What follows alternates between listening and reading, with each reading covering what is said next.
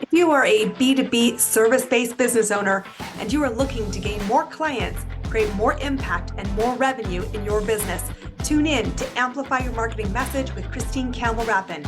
Every week, we're going to take you through how to build an audience of buyers, mastering your marketing message, and making offers that convert consistently. We'll see you all on the inside.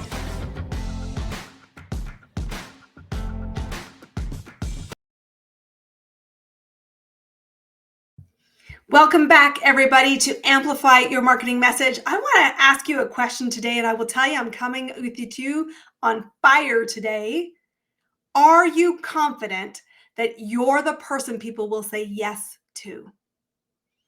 That means they have trust in you as a business owner to deliver the results. Well, my friend, results are all that matters. And whether you can predictably curate and experience results comes down to math. Yep, I said it. Business is math. And I'm seeing so many business owners put their head in the sand about the business math that this is the wake-up call I needed and felt compelled to come to you today to talk to you about. If you want to be the person people say yes to, it's because they have confidence and certainty that your business is credible, delivers results, and will be here, not just today, but 6 months from now, a year from now, 18 months from now. And the only way that you will be certain, capable, and confident that you will be here is if your math works out. The numbers never, ever lie. They're not tied to the effort. They only indicate the results. The same way that your client only cares about results. And so if you want to be the must-hired choice in the world of business, you need to take care of the math. And there are 3 key areas that we're going to talk about today in terms of business math that you need to have an intimate relationship with. And if you're listening to this and cringing as we talk about the business math, and you're one of the many business owners who puts up their hands and says, I don't do math. Well, I'm going to tell you that's hugely dangerous. And my invitation to you, if you don't do business math well, come work with me because I do business math great. And it comes to where I first started to learn the importance of business math. And I credit this to my time when I worked with Procter & Gamble. I worked with Procter & Gamble many moons ago. And when I was first hired as an intern and then later brought on board full-time with them after I completed my MBA, I was told, you need to know your business metrics. And don't be surprised if you're standing in the coffee shop lineup, at the canteen at lunch, in the elevator, waiting to go up to the floor you work on, if somebody in the leadership team doesn't stop you and say, hi, I'm so-and-so, what's going on with your business? You need to be able to respond about the business math because we were a very metrics-driven company.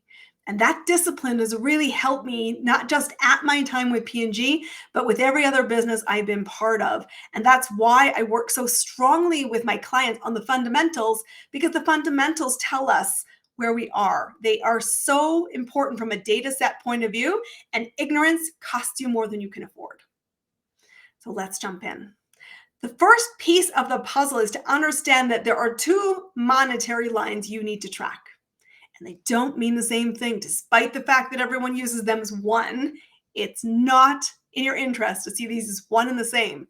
The first is the line of revenue. That's top line income coming into your business because of programs and services sold. When you hear all that really noisy chatter in the marketplace talking about 4-figure days, 10-figure months, 100K months, 100K days, all of that is often talking revenue. And it's smoke and mirrors, my friends, because I don't care how much money you made, it's ego.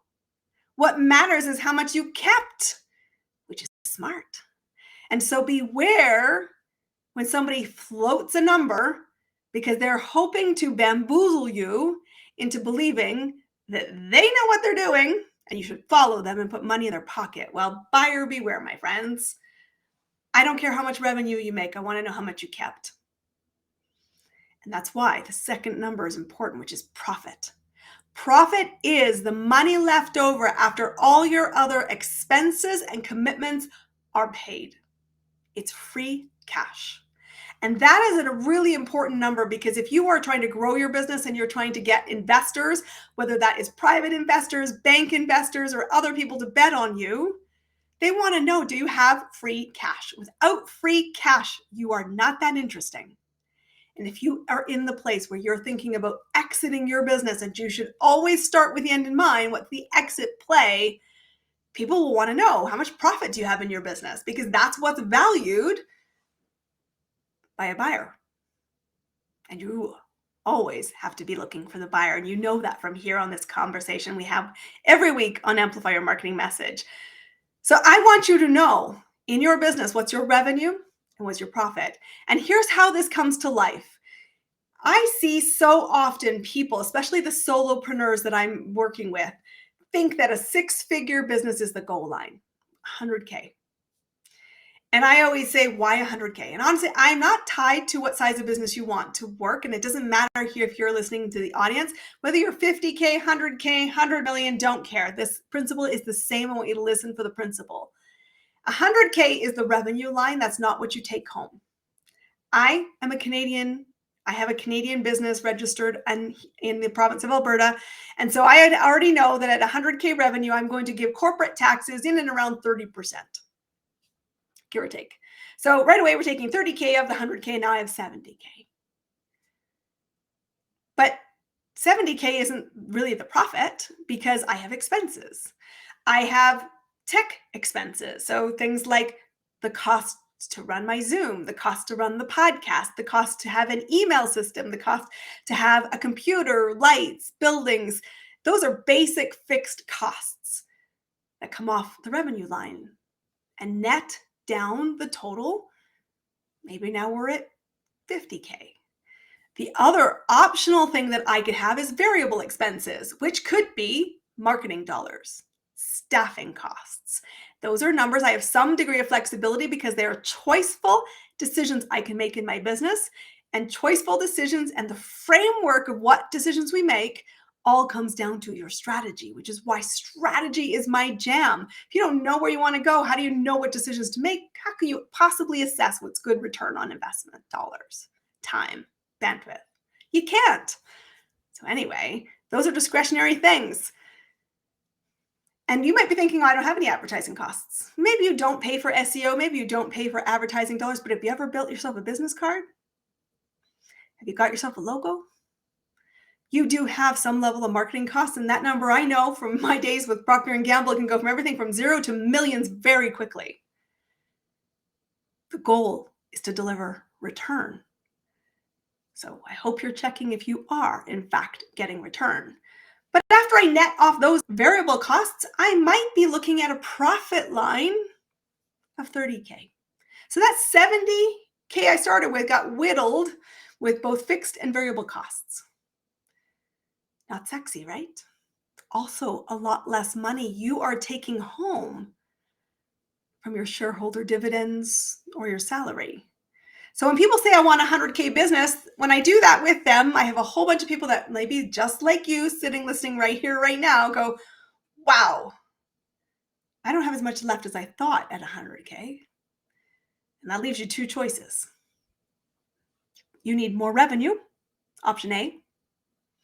Option B, maybe I should get a job because I make more take home, less stress, less return in bandwidth if I work instead of build a business. That's option 2. Totally cool. But I want you to know that all of this is math. It's simple data that guides your decision.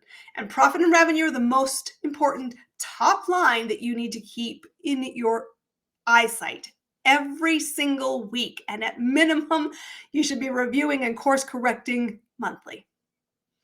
But after that, what happens next?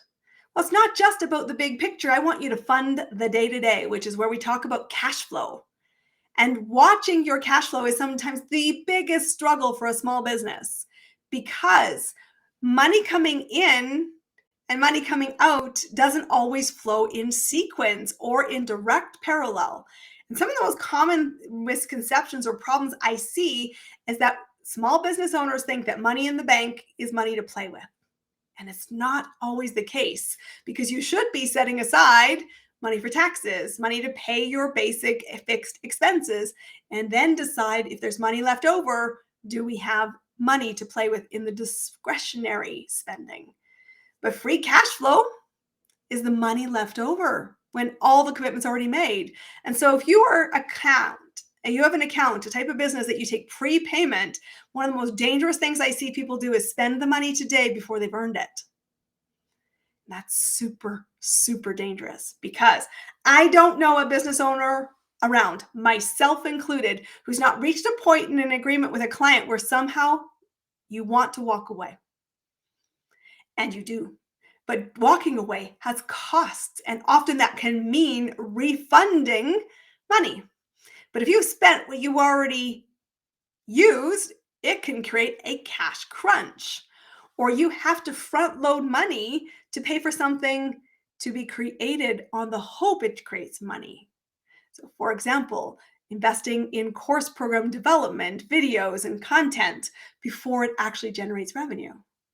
Well, that's why cash flow is such a nightmare for so many people. But cash flow is everything. Free, clear money is making you attractive because it gives you choice. And honestly, without free cash flow, you will have a nightmare in your business. And trust me, it will cost you so many sleepless nights. And it's an avoidable problem. But it's by understanding money, it's by understanding math, and understanding that revenue and profit and driving of the day-to-day cash flow are essential pulse checks to your business. Are you thriving and cash rich? Or are you on life support, sucking oxygen because you've overextended yourself? Those are really driven by the day-to-day decisions, which goes back to your strategy. Strategy is the inherent framework that drives your decision making. So the third most important thing that you need to be tracking is, of course, what fuels revenue, what fuels profit, what fuels cash flow. Clients. Oh my goodness, it's so important that you never lose sight that everybody's job, from the CEO down to the people in the very front lines, their number one job is sales. Bringing in new clients is everything. And that's why my whole business is about creating client growth engines. And we track the data and we use the math to make decisions in our business. It's what I do with my clients in the Business Scale Accelerator. That's what we are there for, is to be the business brain. And when we're talking clients, two things drive clients in the next period of time. Remembering it takes time for clients to go from curious to paid client. So you must have a tracking mechanism on the numbers. First piece of the puzzle is you've got to be in front of more people, more ways, more often, who are buyers. If you are in the wrong room and they can't afford you, don't want your services, or aren't ready yet, you'll run into a cash flow problem, my friends. Getting in front of the buyers and being able to identify the buyers is everything. It's the number one thing people come to me to work with, because they honestly are saying, I don't really think I got that nailed. You probably don't.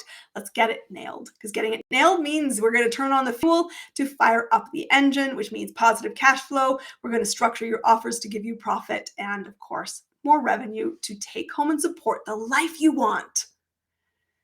Buyers are the first piece of that. Second piece of that is, if you don't make offers, you will not have revenue. You will never, therefore, have profit and no cash flow. And truthfully, we overestimate how many offers we make. It's every business owner's failing that I've ever encountered. And I often say to myself, oh yeah, it was really recent I made an offer, and then realized, crap, it wasn't. So you're in good company. But keeping this top of mind and keeping the math top of mind, keeping the business numbers top of mind, is how you avoid big, big gaps.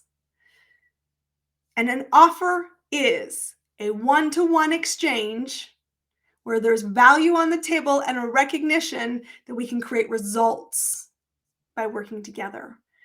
And so if you're listening to this right now and you're going, I don't like math, this feels really uncomfortable, but boy, do I know I need this. And it's making you not immediately go, I know how to do this. Your invitation is really simple. This is the offer. Your invitation is to go to ChristineCampbellRapin.com. That is my business company's website. On there, you're going to go to the Work With Me tab. And I want you to look at what is the right program for you to get the support you need to not just be a business owner, but to be a successful, thriving business owner that creates consistent cash flow, profit, revenue, and client growth. And then the invitation is to have a conversation with me. In that conversation, if we have that there is a good collaborative element, a value exchange on the table, and you believe I can guide you to the result, which makes me the right hire for you, I will make you an offer.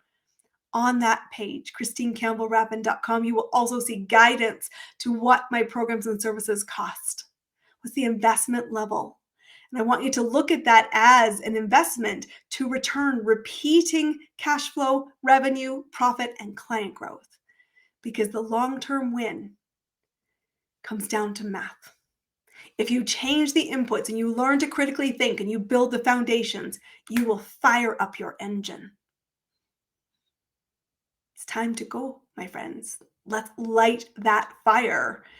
Because where we started our journey today in this episode of Amplify Your Marketing Message is I want you to be the must hire. I want your next buyer to have confidence and certain that you will be there. I want you to be clear that you're not just faking it as a business owner. You are a capable business owner, and a capable business owner knows their numbers.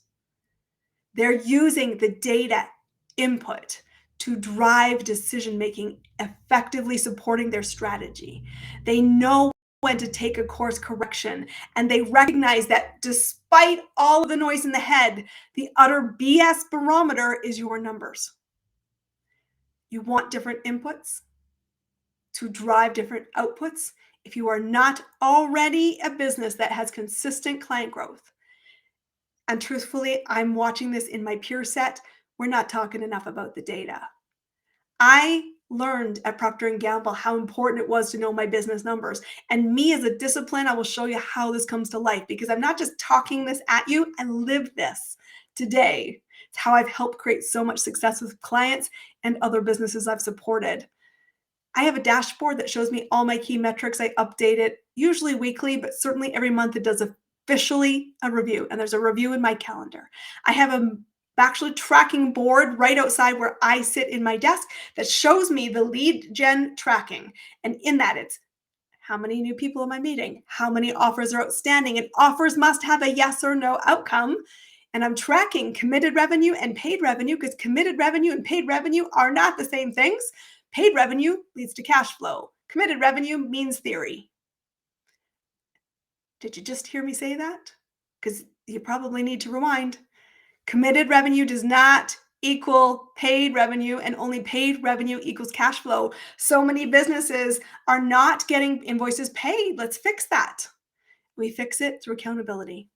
Accountability is delivered as a client of mine in the Business at Scale Accelerator program. So go to the website, look for which program fits you right now, and let's have a conversation. And if right, I'll make you an official offer. To do that, that will lead to you being the must hire, you having confidence in your business, because you know the math. And the math is certain, it doesn't lie. I'll see you on the inside.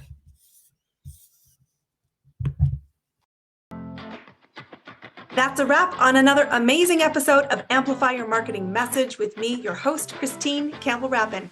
Be sure to subscribe on your favorite podcast platform so you don't miss another great episode. And be sure to visit ChristineCampbellRapin.com/podcast to get a free resource on how to master your marketing message. We'll see you all on our next episode.